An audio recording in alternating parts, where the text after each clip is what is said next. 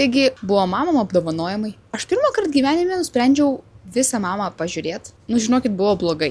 Pažiūrim tiesiog, kaip atrodė žmonės. Tikrai dauguma žmonių apsirengę buvo gerai. Čia tik mano nuomonė.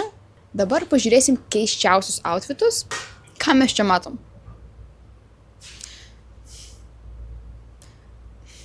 Einam toliau. Ok, kas čia yra keisto? Realiai viskas. Čia atrodo, lyg žmogus yra klubo įkūrėjas, toks bosas, kuris pasiėmė dar su savim 2 merginas. Einam toliau. Viskas šiaip čia yra gerai, nu bet ką čia per lizdas ant galvos? Kam to reikia? Čia yra Ieva Zasimauskaitė. Man patinka, kaip jinai dainuoja, man patiko, kaip jinai važiavo į Euroviziją, atstovavo Lietuvą. Bet kodėl per mamą apdovanojimai neapsirengus kaip į vestuvės? Gerai.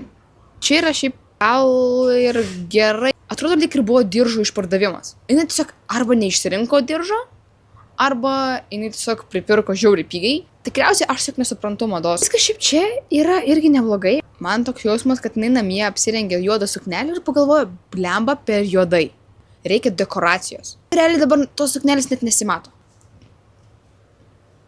Gerai. Čia aš pažįstu šitą žmogų. Kai Benjis buvo įkelęs į savo storį, aš pilnai jam pritariu, kad čia yra lagaminas supakuotas taip yra.